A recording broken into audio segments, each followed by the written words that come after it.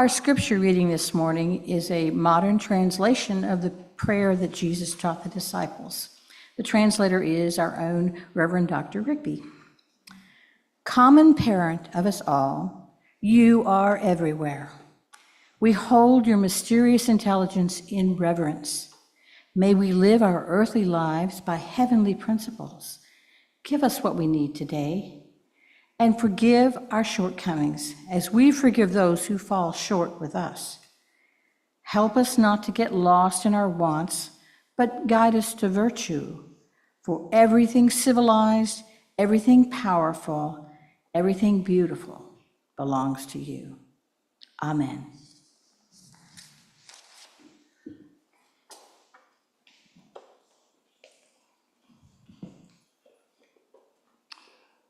Well, I'm very aware that it's 20 to the hour, and I haven't started my sermon yet. So hopefully you can stay for the whole ride. If you need to leave, no shame, just tell her like that.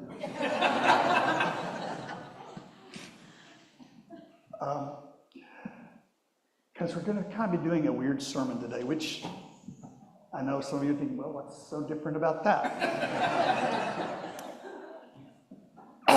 The Christianity that I was taught in Sunday school was very quickly destroyed by life, by the study of science, by the study of the humanities.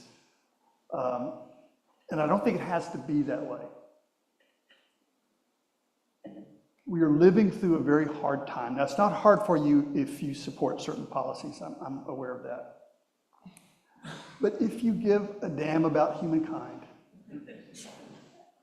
and I'm not making any assumptions, these are very troubling times when you see the people that we hurt most by budget cuts. When you see one person renaming the Gulf of Mexico, one person. See, that's not a democracy. That's fascism. When truth is what the leader says, when goodness and justice is what the leader says, that's not what Thomas Jefferson and Thomas Paine were talking about. This is something different that has never been. There's been oppression, there's been racism, patriarchy, all that stuff has been there from the beginning. But this is new.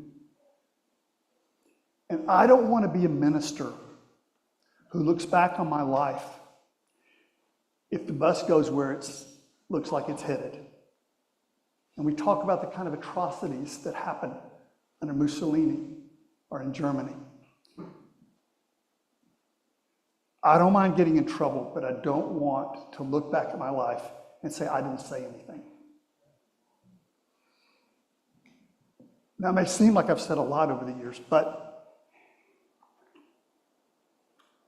what I'm hoping to do in this time is to deepen our spirituality so that it's strong enough to get through the challenges that are ahead. I believe that's what the early church was born out of. I believe the cross was not a symbol of God's anger until Christianity got to Europe. I think the cross was a symbol of empire, of Rome, and a punishment for anyone who stood up for human decency and human love, or that told the truth in ages of lies. Jesus is going to be teaching a prayer. And we get to the phrase today. Last time we looked at our heavenly parent, common source of us all, to realize that Jesus isn't just talking about a being. Jesus is talking about the tie that binds us all together. And today he's going to say, hallowed be thy name. That probably means very little to you. Hopefully at the end of this conversation, although it's kind of a one-sided conversation, sorry about that. I hope the words will have more meaning. It's one thing to believe in a God. It's something to feel your roots into life and into nature. It's one thing to say yes to a creed. It's something else to feel your connection to other human beings and to the web of life. It's one thing to say yes to somebody's creed. It's something else to hear life speaking to you. When Jesus said, "Hallowed be thy name," he was talking about something that was both mystical and political. I think we need something like that right now. Let's look at our first slide. Won't last very long. That's a story that you've heard, and it's usually told as a magical event. This was a very special sacred bush that looked like it was burning, but it didn't get consumed. That's one possibility. The other possibility is that Moses was looking at an ordinary bush with profound reverence and realizing that every being is on fire. What's left out of the story is that Moses had fled Egypt before this happened. His people were oppressed. Now, why do you think the white church leaves that out of the story? Why would we not want to hear about slavery? I wonder. Moses cares so much about worker justice that in defense of an Israelite, he kills an Egyptian who's beating the person. He has to flee from it. That's the introduction to this story. So before the mystical event happens, is worker justice a political issue? Is it? Was Moses talking about worker justice? So when the church tells you not to bring in justice, not to bring in politics, you know they're not talking about this story. Moses experiences this bush in a profound way. He's so desperate that the life of this bush speaks to him profoundly, from depths down into life, into the universe. And he hears the bush saying, or perhaps he sees it in the shape of the flames, that this is being itself. What is the name? The sacred name in Hebrew means being, which doesn't do justice to the concept, but that sense of a radiant source of everything, vibrating in everything. So he talks to the bush, which may not be real well adaptive, but he hears a calling that says, "Go to Pharaoh and say to him, 'Let my people go.'" Is that political? Right? It's sacred. But if you take the politics out, if you say you can be Christian and not feed the poor, or you'll feed them personally, but you're going to vote for somebody who will rip the food out of their mouth, there's a problem.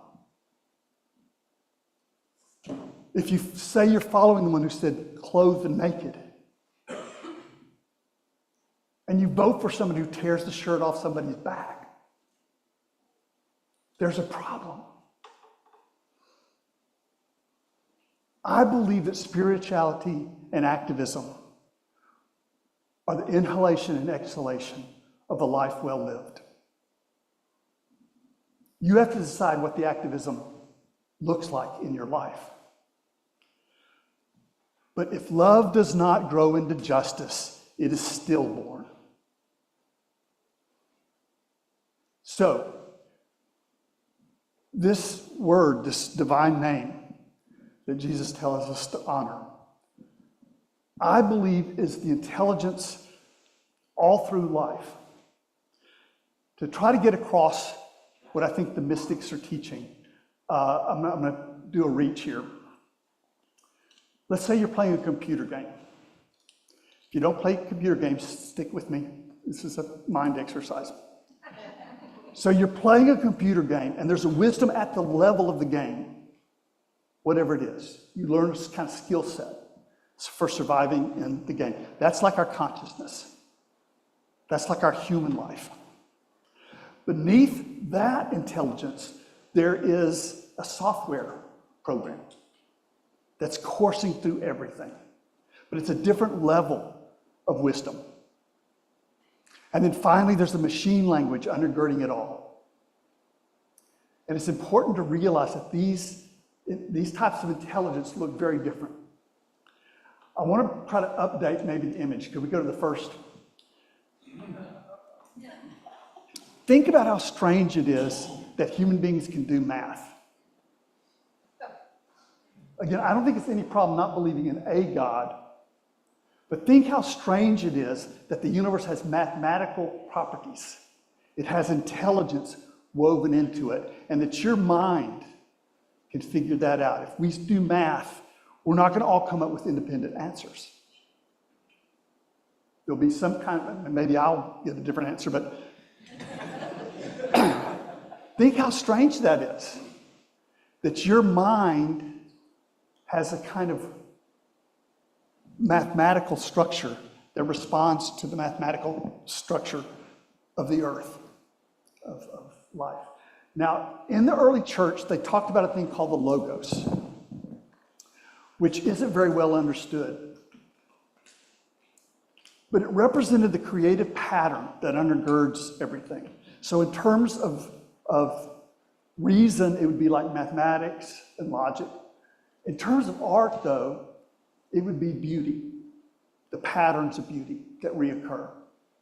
In terms of will and virtue, it would be justice, where you'd be able to think of the large pattern of what's good for everybody. I want to read you a quote. I've said before, when I got out of seminary, I was pretty convinced that it was a crock, that I'd been taught that nobody understood Jesus until Augustine came along.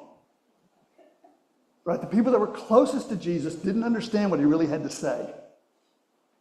And I think what really happened is when Christianity got to Europe, it got transformed into something that works in an empire, where you can oppress other people and still feel like you're walking with Jesus. This is a saying by Justin Martyr, one of the very early founders of the church, talking about the Logos, the Word of God. He's not talking about the Bible. He's talking about something more profound than that, the intelligence that weaves things together.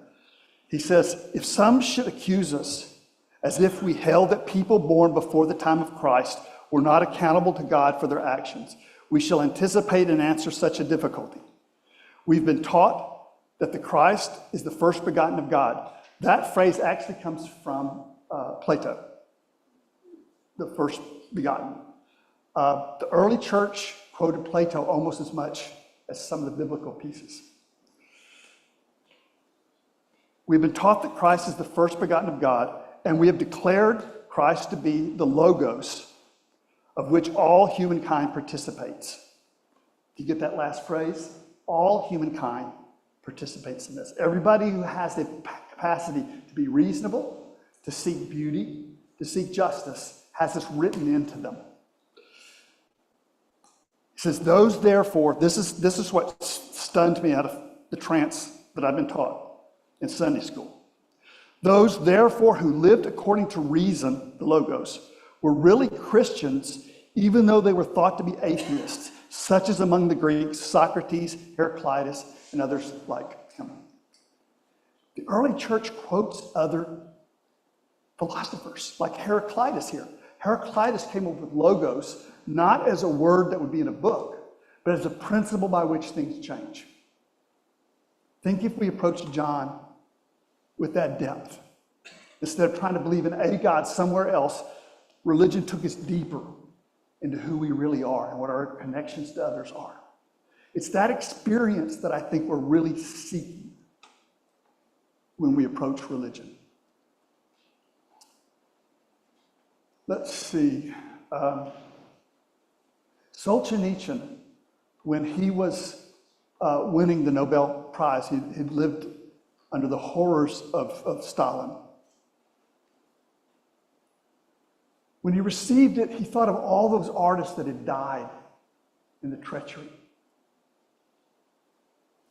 And he said, those who choose power as their ultimate goal must choose the lie as their method. Why does Donald Trump have to lie? The Washington Post objectively studied him and it stopped following.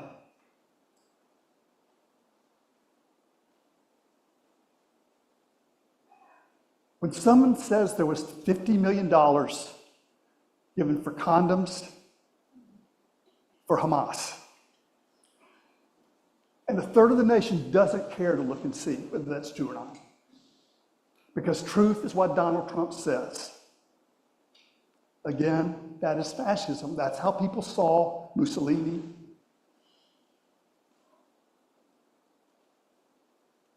What you were doing when you refused to believe the lie, what you were doing when you refused to seek into the ugliness of the time. You will not despair. You will choose beauty. You will choose goodness. You will choose truth. What you're doing is you're being true to that word, that creative principle that gives you birth. When you do that, you're like a fingerprint of God. An example I use a lot of times is if the characters within a Van Gogh painting were looking for Van Gogh, they would never find him in the painting, but they might see fingerprints everywhere. Your capacity to see beauty, truth, goodness comes from a very profound and deep place. Do not let things happening at the surface of life rob you of who you are. The second level, I think, what I refer to as kind of the software, is life. When Moses looks at this burning bush, he's seeing all of life. All of life is on fire. You are on fire. Life is combustion. And when we think that's who we are, we deliver ourselves to great despair. The truth is, we're like filaments that convert a dark, I'm going there, sort of a dark energy that you can't see, taste, feel, into light. And giving yourself joyfully to that, to not ask for light in your surroundings, but to be the light. Now look at this. This is the DNA helix. How strange is that? How strange that in the ancient world they had the intertwining serpents that looked like that. But notice hydrogen, oxygen, nitrogen, carbon, phosphorus. Is any of that really human? Is any of that really alive? We are the expressions of an incredible depth. And it's very important whether we hold on to the word, which is the pattern by which things change, or hold on to the past. Hell is holding on to the past.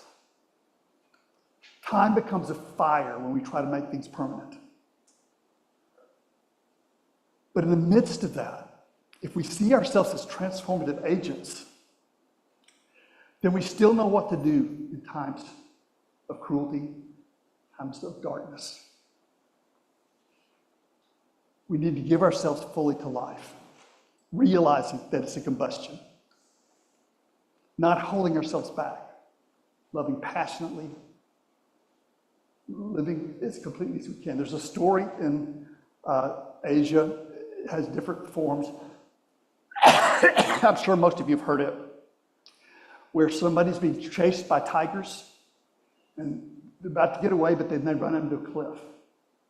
So now they have to jump off the cliff. They grab a branch. They're safe from the tigers above them, but they can't pull up now. They look down and there's tigers below them too. They look at the end of the branch and there's a strawberry. And the last word in the little poem is sweet. When we give ourselves fully and completely to life and not ask it to be longer or different, there is always beauty, truth, and goodness to be found. We are the words made flesh. So when you give yourself fully to life in a time of death and destruction, you become the fingerprint of God for somebody. Finally, we reach the level of being itself. Next slides, please. This is not quite there. This is a periodic chart, which to me is one of the most sacred images in the world. Think about the elements have a mathematical nature to them. that if you take the little particles and move them around, it changes the substance. That's really weird. So when we look at this, that may not be the mind of a God, but it's kind of the mind of God. The intelligence that shapes the universe. And it goes deeper than that. Next one, please. How did Einstein run ahead of humankind to get to his discoveries? How in the heck did NASA steer a small spacecraft to Pluto? The laws of physics are woven into empty space.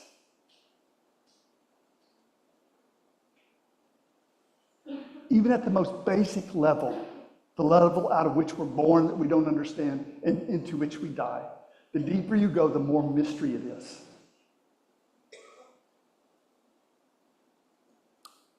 You don't have to believe in a God to believe there's something deeply sacred about what is happening.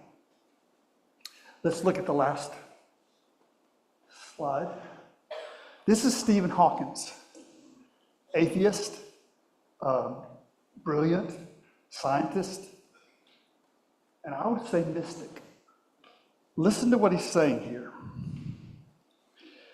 He says, even if there is only one possible unified theory, it is just a set of rules and equations. What is it that breathes fire into the equations and makes a universe for them to describe?